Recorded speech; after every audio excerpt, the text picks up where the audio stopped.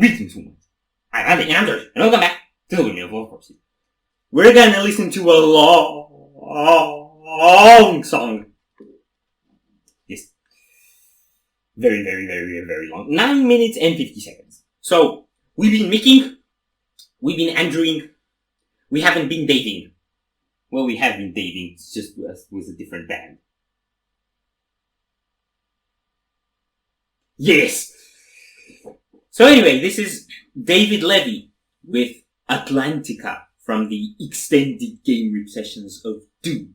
Yes, this again is a comma game rip. We're getting more and more keen on comma game rips, so probably for most songs where he has a game rip and you haven't requested a specific version, that's what we're gonna do. And I don't think anyone said, do this version for Atlantica, but there were plenty of suggestions for Atlantica, and I didn't hear David yet, and so I was really hyped for this. So are you ready?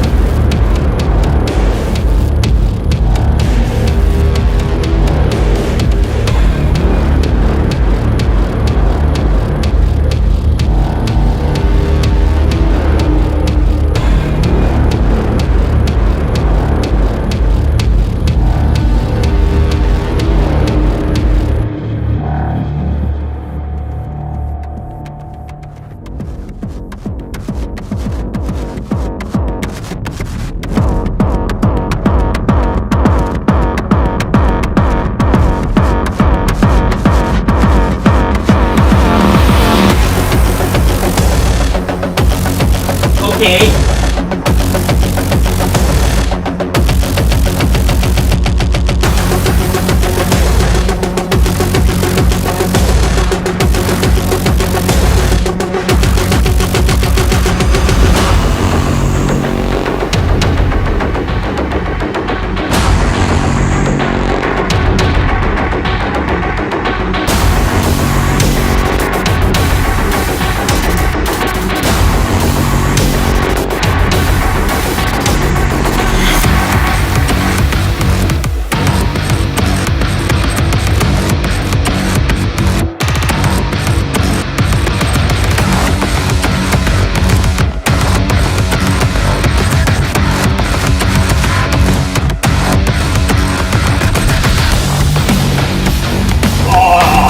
Okay, yeah!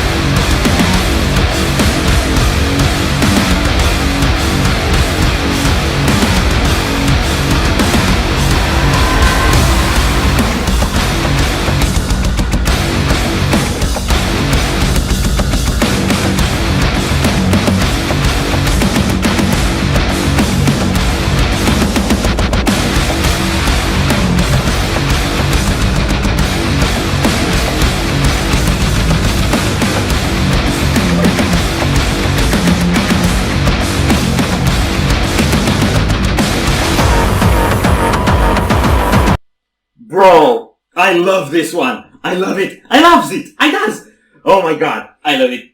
I love it. I love it. I love it. I love it. I does. It really announced itself like a Gladiator Doom Hunter sort of thing. Like I was afraid this was gonna be 10 minutes of fuzzing. And what I like is it grew. It still keeps a bit of that muffled tone. Like it's not full on roaring like mixed stuff. Mm-hmm. But it really, really evolved gradually teasing and teasing until it slammed.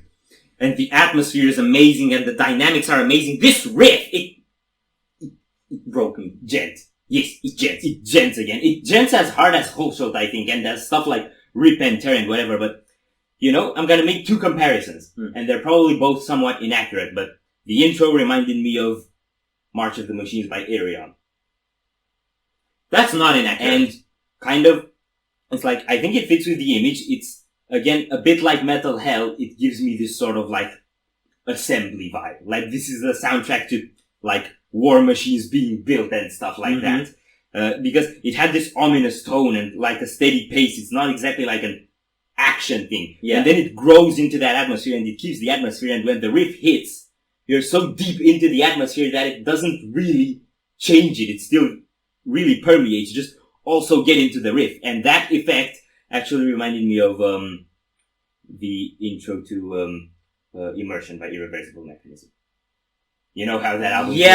Yeah, kind of like that, and it also has that techie, spacey, futuristic kind of atmosphere. Irreversible Mechanism is a technical death metal band, so I don't know if it's a thing for Doomsters, but I recommend you check it out. I also want to say one more thing, which I have said before, and this time it will be a little bit longer. In the Super Gore Nest, we had a Super Gore Nest on the cover. In Metal Hell, we had an actual Metal Hell on the cover. In the Doom Hunter, we had an actual Doom Hunter on the cover. And in Gladiator, we had an actual Gladiator on the cover. And on Atlantica, we have an actual Atlantica on the cover. Yeah. I also really like these covers. I like how they do the artwork. Let's go. And I promise I won't do that anymore. I will.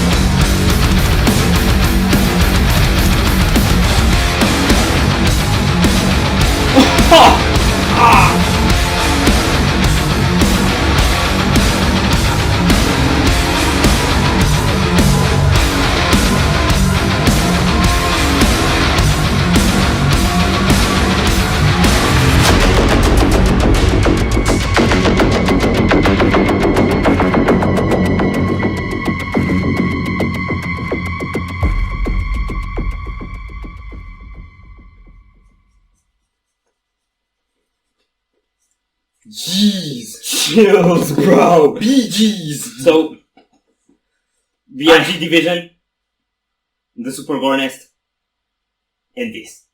These are my favorite Dooms we've heard so far.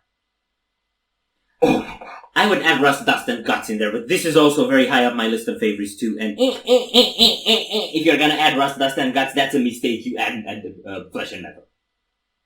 Yeah.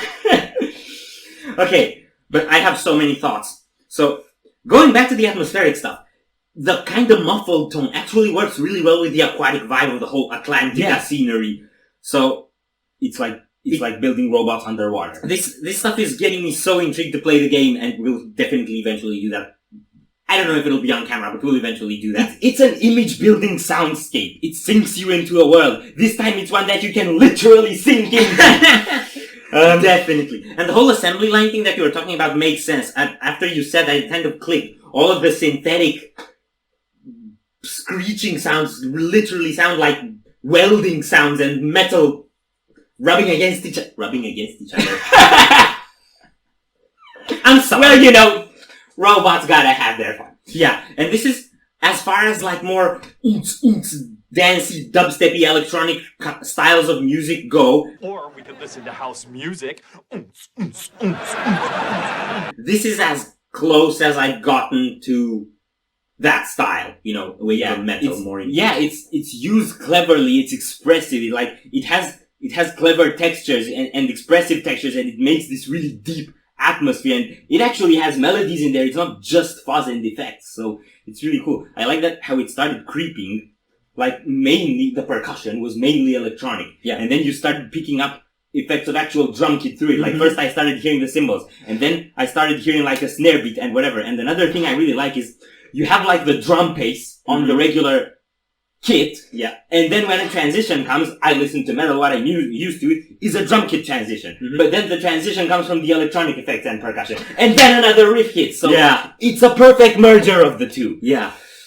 And what I like about, so I said it's got this like aquatic underwater vibe, but then when the full-on riff stuff comes in and kind of the muffled tone falls to the back, that's like some giant robot machine coming out of the water. I mean, that thing. Yes. It's like you're assembling it, and then when that riff hits and the sound clears out, because there was a moment when the effect actually, the muffled effect silenced, and it all cleared out, like it hits, like it goes right. That's when it surfaces. Yeah, it reminds me of the whole tripods thing from the War of the Worlds. They were coming out of the water. Oh. Yeah, so it's got that vibe. And what I want to say about that, like, sentient war base, or whatever that is, I hope it's not sentient. It's absolutely terrifying. But I love this imagery, and it looks amazing. I'm definitely intrigued into the game. Okay, riffs. Riffs and riffs and riffs and riffs. And they got the whole detune effect again. Yeah. They have the bendy effect. I think the riffs were very much Mick's style. Yeah, I don't know if this guy got inspired by Mick or just wanted to do something that would flow into the same atmosphere because it's for the same game, but the riffs are very similar to what I heard on Mick Gordon's stuff. And, dude, it's just riff after riff after riff, and they're all equally chunky and satisfying, but you never see any of them coming in. They have these slight rhythmic intricacies that keep changing, that you're not seeing like some syncopated stuff or alternating triplets to 4x4 beats, and it's so freaking cool. And there was one specific moment where he just ripped it apart a little bit, before kicking back in, which reminded me of how Symphony X start ripping their riffs at the end of the songs. For example, if you know Heretic of Iconoclast, it's like a really paced riff, and then just at the end it tears it apart. Oh, bro, I'm so glad you mentioned. Okay. Doomsters. Symphony X is a band you regularly probably wouldn't like. They're more in the neoclassical prog power metal kind of area, but as far as the album Iconoclast goes, it's got this synthetic machinery aesthetic. You're gonna love it. I think they could dig Underworld as well. I mean, Doom is also about that. Yeah. And Underworld is also like really heavy and really chunky. So if you take the power metal out of Symphony X and then put Iconoclast and Underworld together, you get Doom. Yeah. And you add some Gent. Yeah. And a lot of fuzz. And demons and violence. We're gonna go. This was absolutely amazing. Yeah. If you enjoyed our reaction, we greatly appreciate the likes and shares. And if you want to see more, don't forget to subscribe with bells. Thank you very much for stopping by. We hope you enjoyed your stay, and we love to see you back at the Windmill very soon. Corpses out.